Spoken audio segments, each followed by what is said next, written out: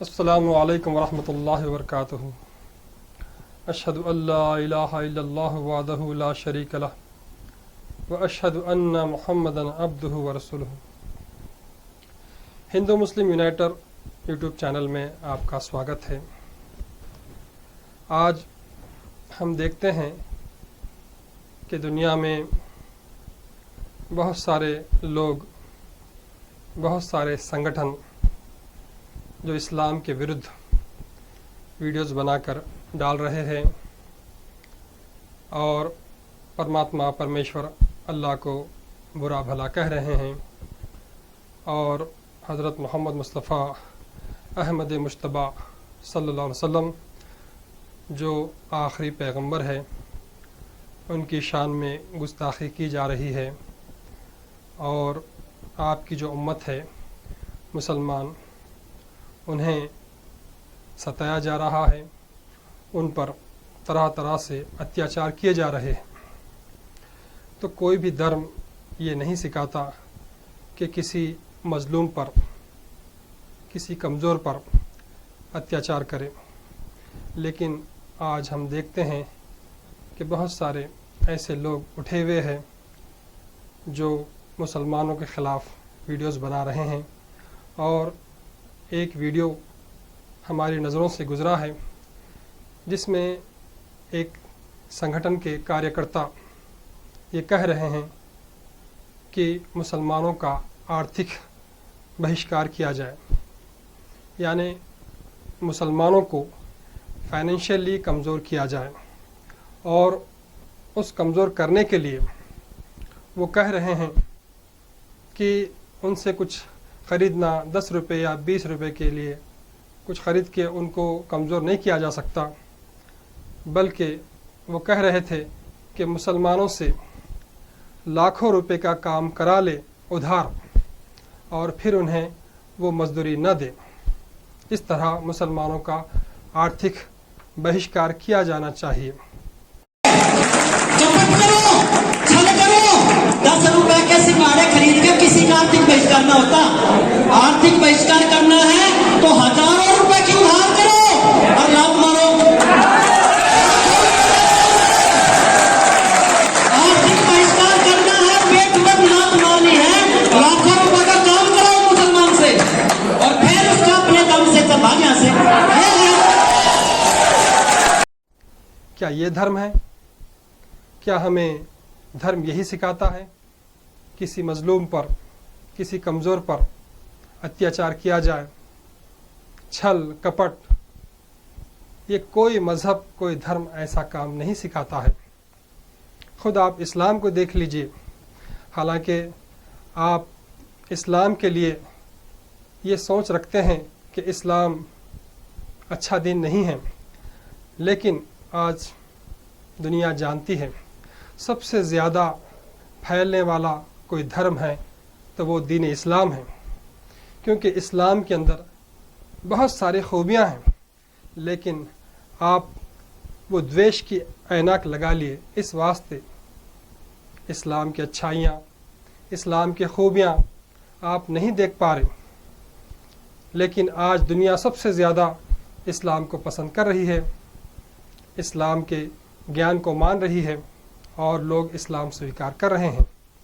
तो इस्लाम धर्म में पैगंबर मोहम्मद सल्लल्लाहु अलैहि वसल्लम जो कि अंतिम ऋषि है, आपने ये आदेश दिया कि मज़दूर जब मज़दूरी कर ले तो उसका पसीना सूखने से पहले उसको मज़दूरी दे दो। ये इस्लाम की शिक्षा है। मगर आप तो ये कह रहे हैं कि मुसलमानों से लाखों रुपए का काम उधार करा लो और फिर उन्हें पैसे न दो। क्या ये धर्म है?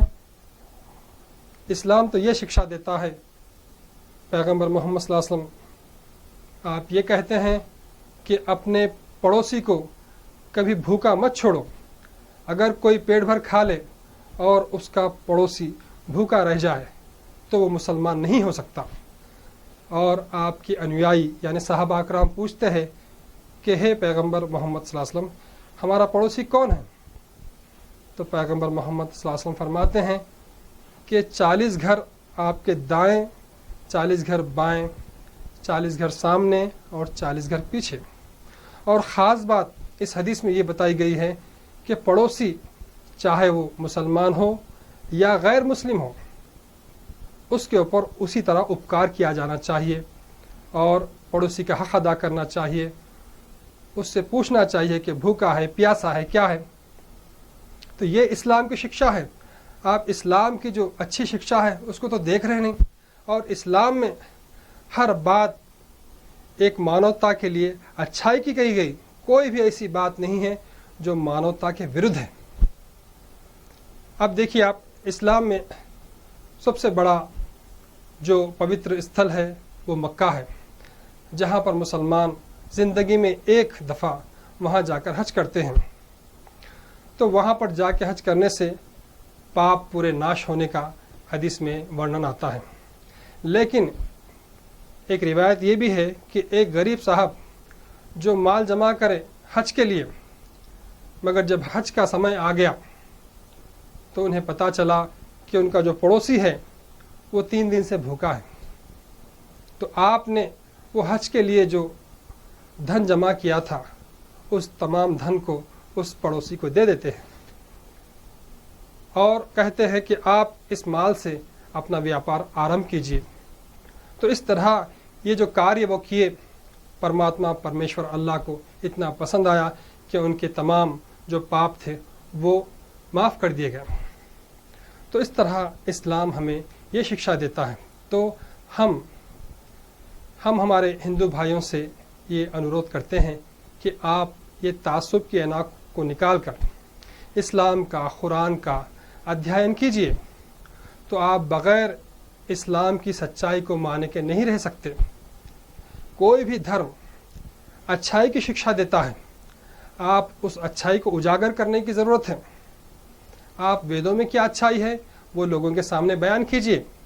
पुराणों में क्या अच्छाई है, उपनिषद में क्या अच्छाई है, उसका आप दर्स दीजिए। उसका जो है ना आप लोगों को जो है ना बताइए कि वेदों में क्या है, पुराणों में अच्छाई क्या है। वो तो आप बता नहीं रहे, लेकिन इस्लाम के ख़िलाफ़, मोहम्मद पैगम्बर सल्लल्लाहु अलैहि वसल्लम के जीवन चरित्र के ख़िलाफ़ या कुरान के ख़िलाफ़ आप वीडियोज़ बना के डाल रहे हैं। तो ये भारत देश में इससे अमन ख़त्म होने का अंदेशा है। मैं ये लोगों से विनती करता हूँ कि सब एक दूसरे के धर्म को, उनको जो है ना समझे और आदर करे, सम्मान करे। जिस तरह हम ये कहते हैं कि सर्व अवतारा सत्यः, आप किसी मुसलमान से पूछिए, वो कहता है कि हम 1,24,000 पैगंबरों को मानते हैं, उनका आदर करते हैं, सम्मान करते हैं, और सर्वधर्म ग्रंथ सत्यः, और हर मुसलमान तमाम दिव्य धर्म ग्रंथ हैं उसको सच्चा मानते हैं। चाहे वेद हो, पुराण हो, उपनिषद हो, शास्त्र हो, ये सब सच्चे हैं। और जितने अवतारिक पुरुष आए, ऋषि मुनि आए, वो सब सच्चे हैं। ये इस्लाम की मान्यता है, क्योंकि इस्लाम अंत में आया, ये आखिरी में आया। जिस तरह वृक्ष को फल आखिरी में आता है और वो फल वो संपूर्ण कहलाता है, इसी तरह धर्मों में अंत में इस्लाम धर्म आया, जिसे को शांति कहा जाता है। वेद के हर मंत्र के बाद शांति ही शांति ही शांति ही कहा जाता है। तो इसीलिए गांधी जी ने भी यही कहा कि इस्लाम का अनुवाद शांति है, इंग्लिश में पीस है। तो मैं मुख्तसर ये बात कहना चाहता हूँ कि आज हम जो है ना सब एक हो जाए और भारत देश को जन्नत निशान बनाएं। हिंदू, मुस्लिम, सिख, ईसाई ये सब एक हो जाए, संगठित हो जाए, वरना आपस में द्वेष पैदा हो के, लड़ाई झगड़े पैदा हो के ये अमन, ये पीस ख़त्म हो सकता है। तो हमें चाहिए कि एक दूसरे का आदर सम्मान करें और एक दूसरे के धर्म को आदरपूर्वक देखें और अपने द्वेष को ख़त्म करें। मैं ये परमात्मा परमेश्वर से ये प्रार्थना करता हूँ कि जिस तरह वो एक है, इसी प्रकार हम सबको एक कर दे, हमारे दिलों में एक दूसरे के लिए प्रेम की भावना पैदा कर दे। व आखिर दावाना अनिल हम्दुलिल्लाहि रब्बिल आलमीन।